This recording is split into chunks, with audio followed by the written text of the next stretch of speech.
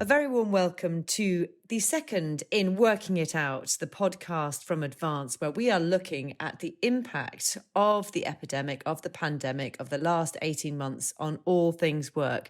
And today we are looking at the impact on our brains. This episode is all about lockdown brains, and we have got a wonderful guest to talk to who has got lots of amazing information. And actually, having already talked to her, if you're listening to this podcast, I've got two recommendations. Either listen to it again so you get in all the information, you'll understand why, or take notes because there's so much to get your head around. A very warm welcome to Catherine Loveday, who's Professor of Cognitive Neuroscience at the University of Westminster. And it's lovely to see you. And I say see you because I'm in my house, you're in your house, and that is how so many of us have worked. And we've got so much to talk about how that is affecting us. So very good morning, first of all. How are you? I'm good, thank you. Yeah, looking forward to chatting. Let's start. So right at the beginning, and I know you've been looking at the impact of all of this on our cognitive function in the workplace. Explain to us what you've looked at and, you know, your main findings.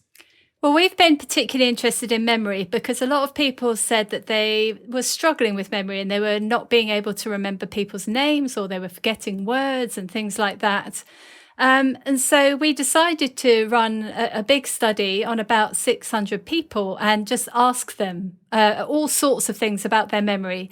And we also slightly tested their memory in that we asked them to give us 2 or 3 important memories from lockdown. And that was important because it allowed us to get a sense of whether people's memories were still fundamentally working or whether they'd been damaged. And in a nutshell, what we found was that a huge number of people, over 50% of people, had experienced some form of memory loss. And I suppose the important thing to say here is that we're asking people to rate their own memory. So that's not the same as having actually measured their memory. But nevertheless, it's obviously really important. And we found in particular, it was things like people forgetting words. There was a lot of word finding. Also, people were struggling particularly with remembering what day something happened, whether something happened yesterday or whether it happened a week ago. Whereas there were certain things like much more important things like knowing where something belonged. Those are the kinds of things that weren't affected. So it wasn't absolutely all of memory. And I suppose an important thing for me to explain as a memory scientist is that memory isn't just one thing. We have different aspects of memory. So remembering how to ride a bike, for example, is different from remembering what we did yesterday. And that's different from being able to learn new information. So not all aspects of memory were affected, but certainly things like word finding and remembering when something happened and sort of details, people were losing those. And those word finding, when something happened, details are all actually really important from a work point of view, aren't they? They are. And that's what I think people were struggling with. So we were interested in why this was happening. So we've also asked other questions like how much people were getting out and about, how much social time they had with people, what form of socializing they were doing. And also lots of things around stress and the number of changes that people had experienced. And what we found was that there were a couple of things that really predicted this memory loss. So the first was how much people were moving around. So people who were very static and doing pretty much everything in one room were having more problems than people who were continuing to commute. So people like key workers who absolutely had to carry on commuting actually were struggling less in some ways than people who were stuck in one room. And the other thing we found was that the amount of change. So the more change people were experienced as a result of the pandemic, the more they struggled with their memory. And usually that was changes in stress, higher stress levels, more engagement with the news, more things to worry about, changes to their day-to-day life, increased responsibilities, all of that kind of stuff. Let's talk about, does it matter? I mean, I can plainly see it does, but in kind of what aspects does it matter? I think, interestingly, it matters partly because people feel it matters. So our memories are really, really important to us. We rely on our memories for so much. And I work a lot with people who've had memory loss. And it's absolutely devastating to people to not be able to remember things. It's such a fundamental part of who we are and how we manage and how we interact with people and how we plan. So when people feel that they haven't got a good grasp on their memory, if they feel that they can't refer back to what they did yesterday or can't remember what it was, and particularly can't remember a word, those things are so fundamental to how we negotiate the world and of course, how we manage the world of work. And people feel stupid. If they can't remember a word, they feel stupid. And that's not, they're not, and everyone understands, but people get very, very self-conscious about that. I have that. I definitely have that. And it's really frustrating. The word is there, but you just can't for some reason. And you can explain to the reason why we can't get it. You said that people who are not moving, not commuting, not going into work remember less and it has a bigger impact. So what's going on there? This is so interesting. So in some ways, this was a theory that I wanted to test because before we did the study, we were thinking really hard about what could be causing these changes that people were anecdotally reporting. And one theory is that by moving around the world, fundamentally, we're stimulating an area of our brain called the hippocampus.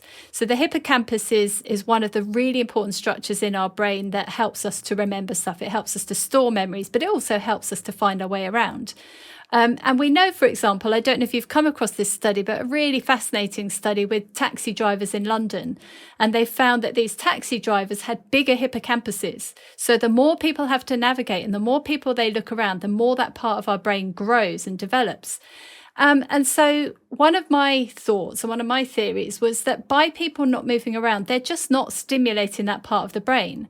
Now, that doesn't really mean that part of the brain is going to stimulate and disappear and not be there, but it does mean it's not working so hard. And part of this comes from an evolutionary sort of perspective, because if we leave our house or our place of safety, we need to know how to get back there. So immediately our kind of hippocampus comes online and our brain wakes up and it says, right, we need our memory system now, because if we're going to leave this place, we need to know how to get back. So simply moving around and navigating our environment stimulates the hippocampus, it stimulates the memory system. The other thing is much simpler than that, and that is that if we do absolutely everything in the same room and in the same place, we have no novel cues to associate with different events. So one of the things that allows us to distinguish between something that happened today and something that happened a week ago is where we were, who we were with, what we were looking at. And all of those things act as cues to stimulate our memory and to associate with it. So suddenly people are having all of their conversations, their social conversations, their family conversations and their work conversations around the same table in the same house. And they haven't got those novel cues anymore. They haven't got the thing. When you're walking down the street, everybody will have had this experience. They walk down the street they've walked down before and they'll see something and they'll suddenly go, oh, last time I was here, I was with such and such, or I was thinking about this, or I was about to go here. Because that's what our brain does. That cue comes into mind and it triggers that memory. And we're not getting those sort of differences and those cues and those triggers. What can you do? So lots of people will be in a house where they can't necessarily that we've not been able to walk around or change the view. So what can you do? So this is, I think, a really important question. And it sounds really silly, but there are, I think, really simple things you can do. So you could, for example, just change the direction you face. So, it sounds silly, but just looking out of a different window for a different conversation. I've also suggested to people that even if you just kind of put different pictures around the room or just change something about the setup, anything you can do to sort of change the environment is going to help. And the other thing that I've suggested is that where it's possible, people could go for a walk and have some of those meetings, walking around. And I think people are a bit fearful of that because they like to have pen and paper with them and they like to be able to write things down. But anecdotally, people are telling me that they're remembering things better if they're walking around while they're having those conversations. That's so interesting. And that whole thing about sort of back-to-back Zooms, you just, some people will be going from one to another, won't they? And not, I suppose in an office environment, you might walk to somebody's desk, for example, mightn't you? Exactly. And literally getting up and moving. And even if you forget all the stuff that I've already said about why that's important, literally physically moving our body gets the blood going around the brain. It just does. You know, we know this from absolutely loads of research that physical movement stimulates the brain. It wakes us up and it makes us more alert. So even that makes a difference. There's so many questions here. So what does that impact have on our ability to concentrate, for example? I think this is another really important point. So we didn't actually assess concentration as part of our research, but other people have looked at that. There's been one study that has looked at that, and they have found that things like concentration and memory and so on kind of got worse as a result of lockdown and then got better as lockdown was easing. I think concentration it's a key part of remembering for a start, but it's also a key part of anything else. So being able to control our emotions, being able to focus on what we're doing and do good problem solving, all of that stuff, even being creative, requires that level of attention and concentration. And the problem with Zoom is that it zaps an awful lot of that. We have a limited attentional capacity. That means we can only hold so much in our sort of conscious mind at once. So our memory storage is huge, but to be able to what you actually hold in mind at any point in time is a kind of limited. Think of it as a kind of bucket, or I used to describe it as the kind of screen on a calculator. You can only get so many digits on there. And basically, being on Zoom is really, really demanding because we're not getting the full quality of people's voices. We're not getting we're only seeing their faces. We're not seeing other aspects of nonverbal communication. And there are all sorts of other things that are kind of unusual, like the fact that only one person can talk at a time, which you'd think would be a good thing, right? You'd think that's a good thing to happen in a meeting. But actually what you're missing is the little kind of ums and ahs and the acknowledgements that you would normally get. And of course, sometimes it breaks up. Sometimes people don't have good quality sound. All of those things are a demand on the brain because the brain is having to fill every single gap in. So every time the voice drops out, your perception will be of a fluent piece of what you're hearing. But actually, the brain is having to do a lot of work to fill all those gaps in. It's a bit like trying to look at something through a blurry glasses or something, or with cotton wool in your ears. You just have to work harder. And because of that, it takes up a huge amount of concentration energy. So there's not that much capacity left to do what you're supposed to be doing, which makes it much more demanding. And that's why it's so tiring. So there's no surprise then that we all found it really tiring, suddenly this new way of focus or trying to make, and you're not even conscious that your brain is really over focusing in a different way. No, I don't think we are conscious of it until we get to the end of the day and we think, why am I so exhausted? And I know a lot of people have said that as soon as they've gone back into the office, they've just had this sort of breath of fresh air that they can actually interact with someone who's the full size, because even just looking at a small picture is more demanding on our system than seeing something in its full size. I mean, it's amazing. It's utterly amazing that we can do all this stuff. It's made such a difference to the way people have managed, but it does come at a cost. The other thing about mind wandering as well, because obviously, I'm looking at, I think I might have to make you bigger to carry on this podcast now, but, you really have to even use your eyes in a different way, don't you? Yeah.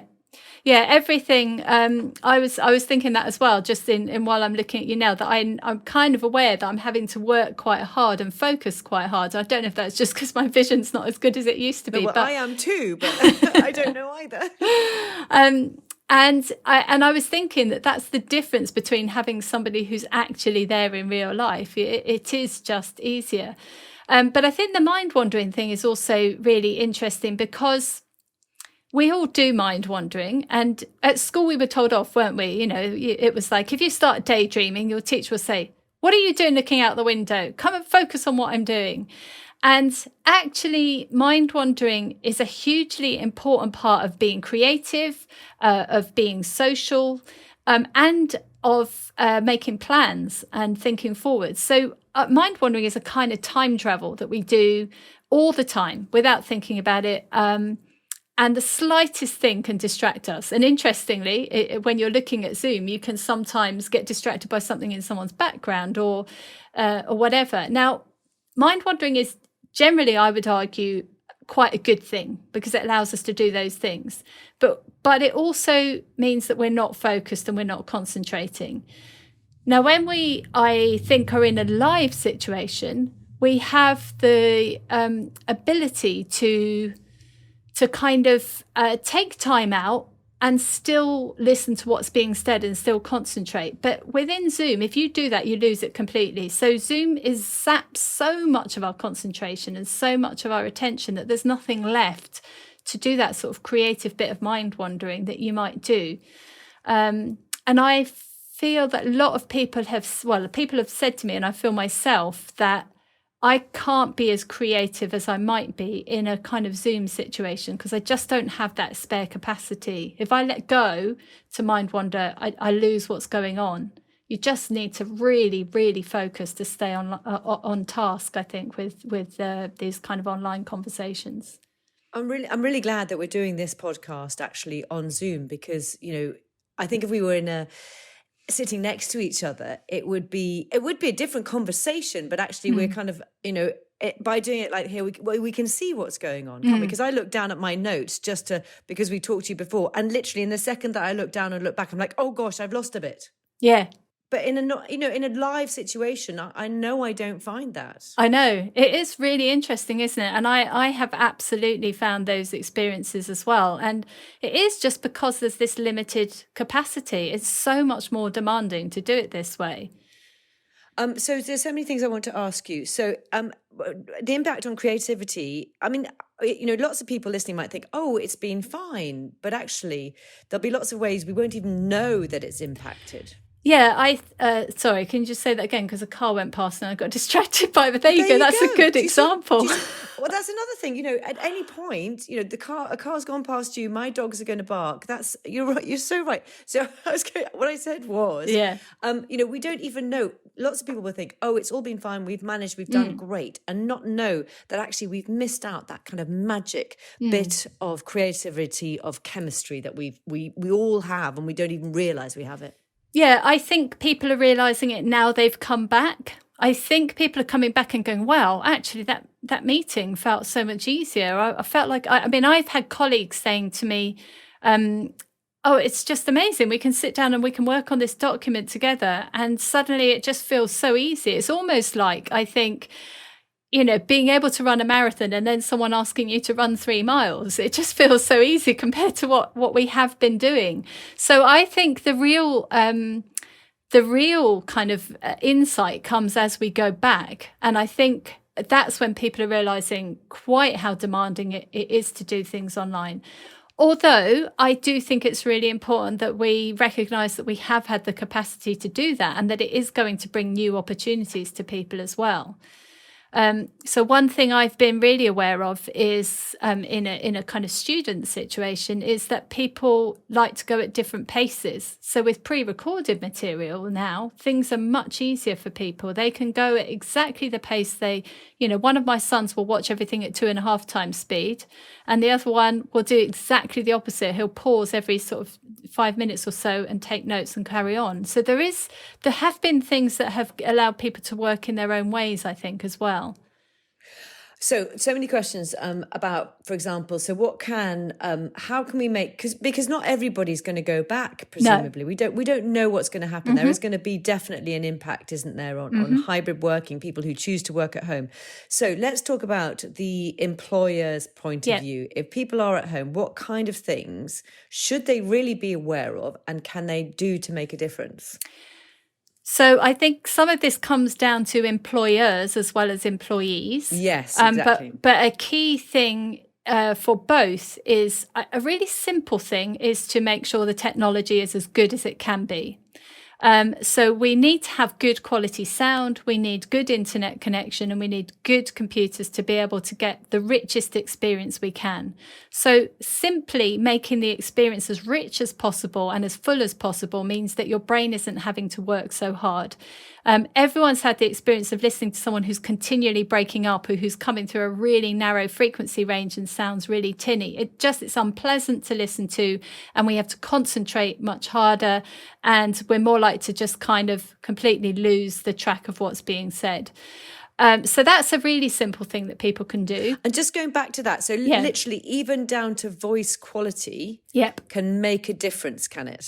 Yes. And I don't know if anyone's been aware of this, for example, listening to the radio or even watching television interviews, that because so many more of those have been on Zoom, you can hear that I think you have to concentrate harder on the people who have got a poor quality sound. So nice, rich quality sound really, really makes a difference. I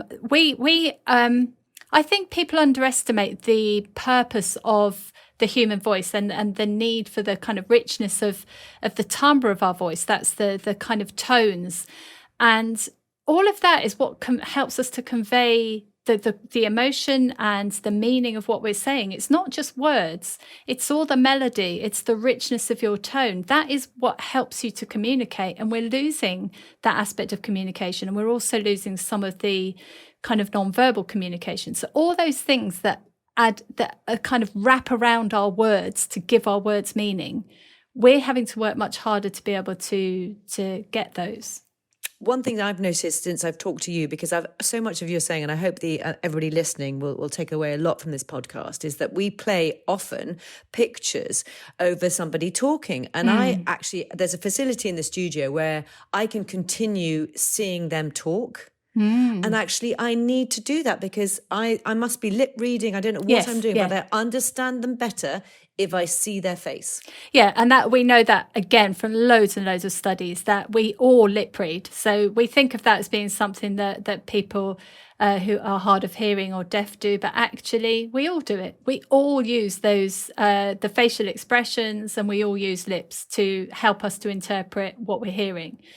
And so it is the quality of the sound, but it's obviously the quality of the image as well. And so even the fact that the image is small means you're having to work harder to do that. But you're absolutely right. We need all of that information. It makes it much easier for our brain to do that job. So really important going forward, if there are going to be people who are still working from home, and I'm sure there will be, that employers invest in that, because you just might not think that a microphone is important, or do you see what I mean?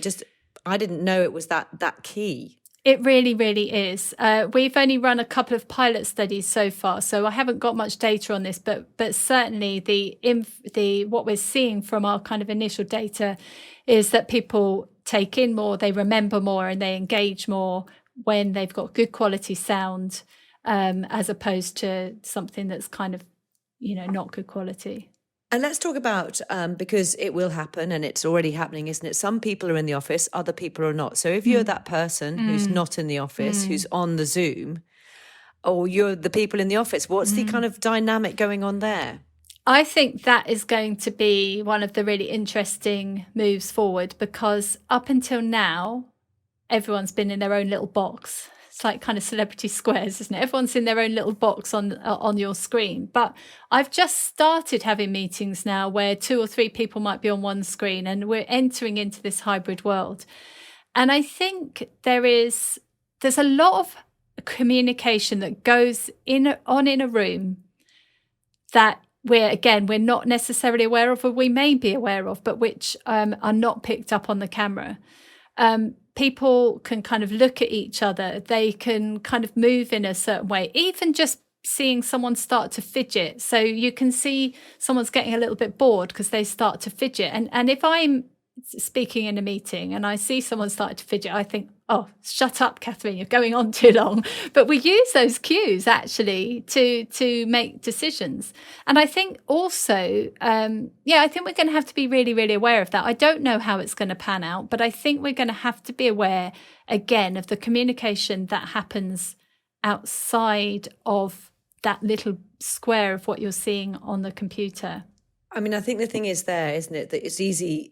You can sort of see how somebody who's not in the room can become sort of disenfranchised by some way, because even a small raise of an eyebrow can change the tone, can't it? Yeah, absolutely. And you wouldn't have seen it. You can't see that from home. Yeah, absolutely. And I think there's going to be a real need for transparency, isn't there? I think there's going to be people, I think it could create divisions and so on if we're not really careful about how we manage that. So what other things can employers do? So they will continue meetings like that, won't they? So what is it? Do they need to take notes? Do they need to record them? What kind of things would you say?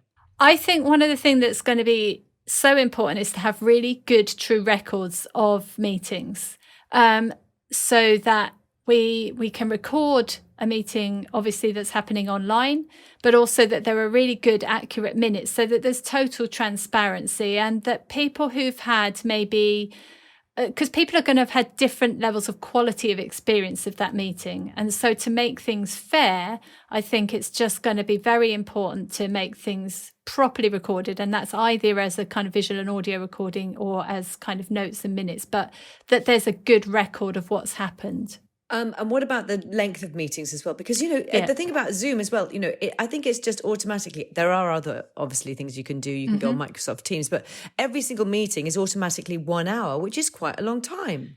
It is a long time. And we've had a policy at our place that meetings aren't allowed to be more than an hour, and that there has to be at least a 5 or 10 minute break in between. And I personally think that's about the maximum. I mean, I would recommend that people, as far as possible, had smaller meetings. So I don't know how many people listening have had experience of things like breakout groups. And a lot of people don't like breakout groups, but actually in this kind of online environment, they're better. They're easier to manage because you are only trying to look at one other person or two other people. You're not trying to look at, 20 other boxes and trying to keep up with the chat and all that, because that's another thing, is that people are often using the chat and they're sharing screens and they're putting things. It's real overload. So I think shorter, smaller online meetings is what we should be doing, and also really focusing on what that meeting is about. So go into the meeting with a very specific aim and goal for what you want to get out of that meeting, and then leave the kind of more creative thinking where you're trying to come up with ideas to smaller groups, and if possible have those sorts of things in person, even if it's people going out for a walk together.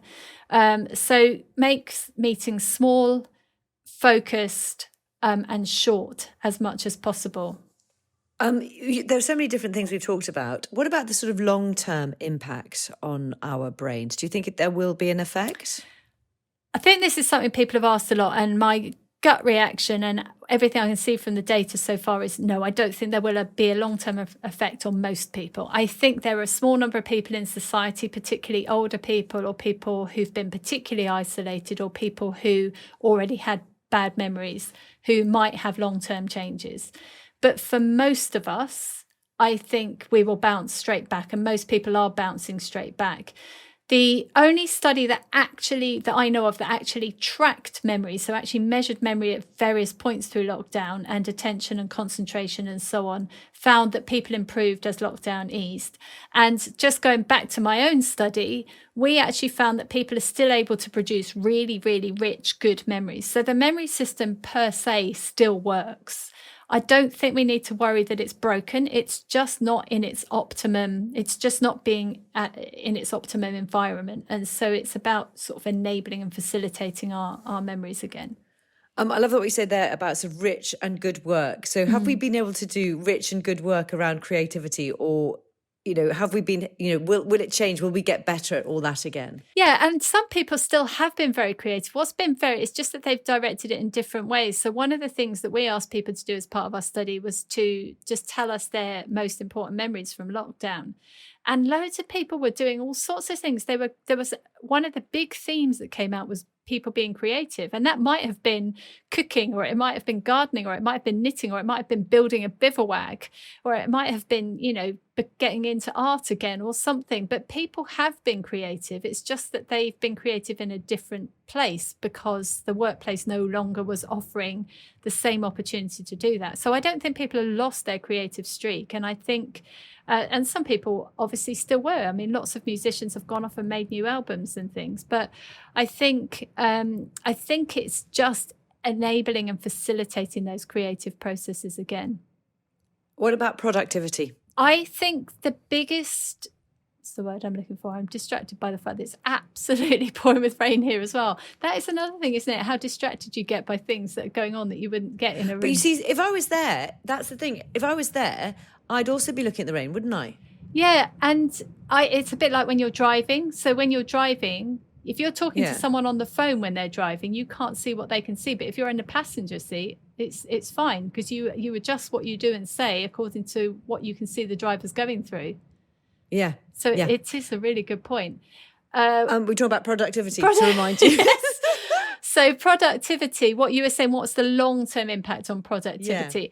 I don't think there will be a negative impact. I mean, I do think we have to be aware of long COVID. Long COVID is a real thing. It affects cognitive function, and lots of people are going to be living with that. And we do need to take that seriously and be aware of it. And for people like that, I think they are going to need to take more breaks and to be given some kind of allowances. But I don't think on the whole productivity is going to drop. I think so long as we're sensible and so long as we make sure people have got time to sort of sleep and rest. Sleep and rest is really, really super important. And that was something that people didn't do for a little while at the beginning of lockdown because it was so demanding and a lot of people had family at home or homeschooling. We need to make sure sleep and rest should be an absolutely fundamental part of every workplace of everybody's life. And it's hard. Some people really struggle to fit that in, but even 15 minutes break will make a difference. I think so long as people are sensible, so long as they're reflecting, and so long as we recognize that sometimes people will work better in 5 good hours than 10 poor hours, I think we'll be okay. But we do need to be aware of the demands of these different ways of working. Yeah, because there are benefits, there are lots of benefits, aren't there, from, I don't know, whatever it might be, taking your children to school, perhaps, or whatever it is. So moving forward for both employees and employers, do you think the hybrid version or some different version of what we had before would be good? I do actually, because I think one of the things that I've seen in various bits of data and in our own study is that some people made some really positive changes in their life. So absolutely, lots of people struggled and lots of people had a lot of additional stress. But some people did make changes by not having to commute. They were able to kind of go for walks instead of commuting, or they were able to sleep a lot longer. And they were also able, as you say, to spend time with the family, which was really important. So we can take some of that with us. If people are working at home, say 3 days a week and in the office 2 days a week, then the thing is to make sure on those 3 days that they are doing the things that are good for their well-being, that they're doing the kind of work that will work better in that setting, and that when they are in the office or with their work colleagues, that they are then doing the stuff that will work better together, like the creative brainstorming types of activities. Going forwards, what kind of top tips? And we've talked a little bit about technology. I mean, it's obviously both a help and a hindrance, isn't it, yes, as well? Absolutely. So tell us how it can help, do you think, and what sort of things employers should particularly be looking at? I think technology can help from an accessibility point of view. So simply, people are more available. We can bring people into a meeting who live a long way away without them having to travel. So it's a massive time-saving thing. I think it's an absolutely brilliant way to share information to lots of people and then to have a recording of that shared information so that people can watch it in their own time, at their own pace, and so on. One of the tricks, of course, is to make sure people still are engaging with those sorts of things. But if they do, then I think that can be a real bonus. I think giving people the flexibility about how and when they work is a huge bonus. People do work in different ways, and we even know that some people work better in the morning and some people work better at night. So having that flexibility is also going to be brilliant, I think. I think the thing that we need to be aware and careful of is that we still ensure that people are doing the things that are good for their own well-being. And that means taking proper breaks, not having massively long meetings, getting physical exercise. And that is something that both employees and employers can look for, building in time so that if people are working at home, that they still maybe go for a walk or have walking meetings. And so movement, getting around, be aware that that's really, really good for us as well, I think. That's been one of the main things I've taken out of this podcast as well. One other thing you told me, never work in bed. Yeah, I forgot about that one. That's so important because sleep is just such a fundamentally important part of brain restoration. We have kind of little neuronal sleep like street cleaners that go around sweeping up all the mess in our brain while we're sleeping. And all of our sort of memories are consolidated while we sleep. So much happens to our brain while we're asleep, and we need that sleeping time. So, one of the most important things is to try and find your routine and stick to a regular sleeping routine, but not to take work into the bedroom. And people do it all the time, but it's just such bad practice because it means you're not going to sleep properly. And you're not doing either thing properly. And one sort of final thought, really, going ahead, is that we are so connected and we've become so much more connected, haven't we? So those emails come in at all hours of the day and the night. And I think they did before, but is there a sense from your point of view that that's been increased, and what should we be doing about that given the impact on sleep, etc.?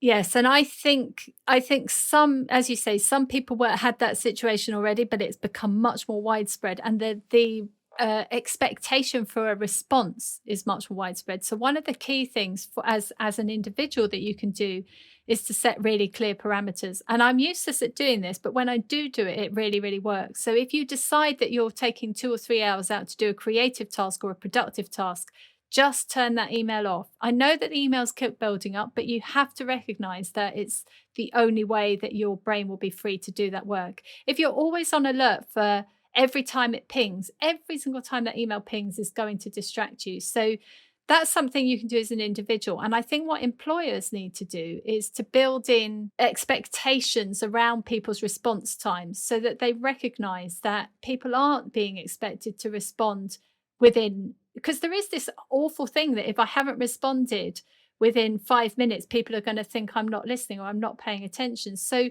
there needs to be, I think, even kind of organization-wide agreements about what is a reasonable time to reply to an email.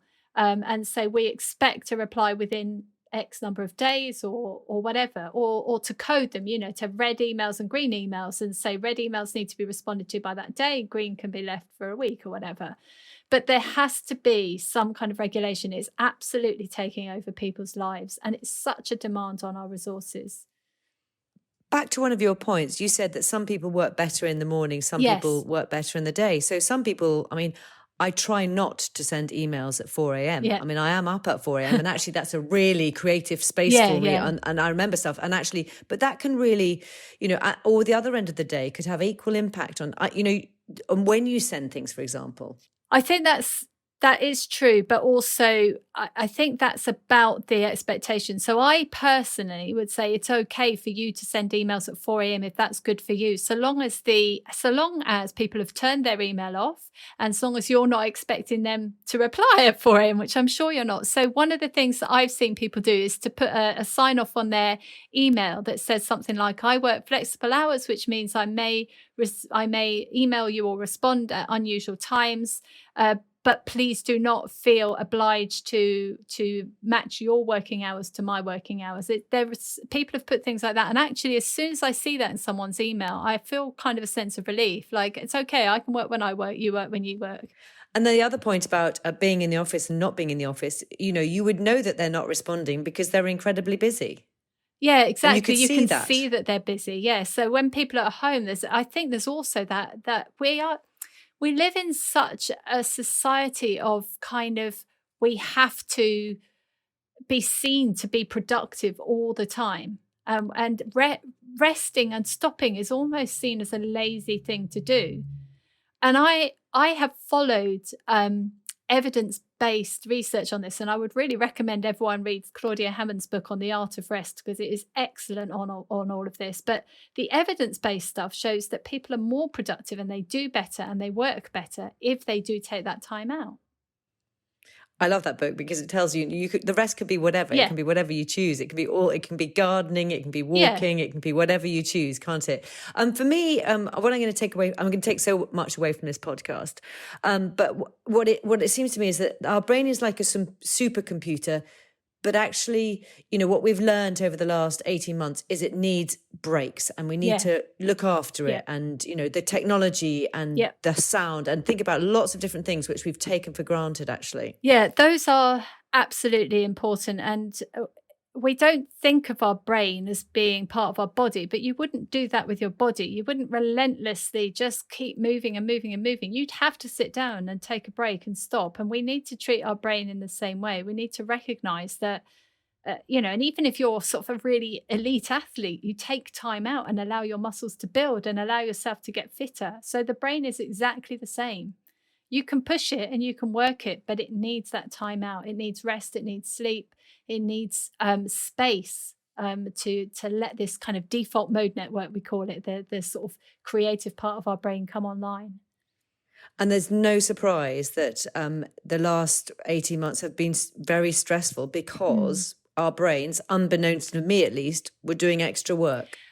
They were, and they were not just doing the extra work we've talked about. They were also processing the new ways of living and just the fear, actually. People were scared, certainly at the beginning of the pandemic. There was lots to be worried about, I think, and worry takes up another corner of that capacity. So it's been tiring, it's been exhausting, I think, and that's okay. We just acknowledge it. Yeah, and going forward, things hopefully in your view, if we can get back to normal, we'll feel better. Yeah, and I think even if it's not normal, but it's a kind of slightly different way, I think we just have to take the lessons forward. We need to take forward the things that worked for us as individuals, and recognise the things we find difficult and try and adjust accordingly. And employers' role in that? I think employers' role is to listen to their staff, to make sure to find out where their strengths and weaknesses are and what is difficult and what is less difficult for people, and to try and have flexible policies, but also to recognise the importance for taking breaks and for not having long, intense online meetings. On that note, I'm going to end this really intense meeting, but I've enjoyed it so much, and I hope people listening as well. There's so much to take in from all of that, and it has been an extraordinary, we couldn't have done this. We couldn't have done this podcast without the technology. Exactly, but to know a little bit about how it's impacting on us, I think is really a powerful tool actually to take forward. Yeah. And I mean, absolutely. There are definite benefits, but we need to be aware of the costs as well. Okay, well, I shall look forward to going for a run with you in real life. I know you've been for an 11-mile run today. I'm nothing like that, but absolutely well done to you. And you're going to do a half marathon? What are you doing? I'm doing the Royal Parks Half Marathon in October, 10th of October. So if anyone's out there, you can come and give me a wave. Oh, absolutely lovely. Catherine Loveday, thank you very much indeed for your time. It's been an absolute pleasure. Thank you. Thanks very much.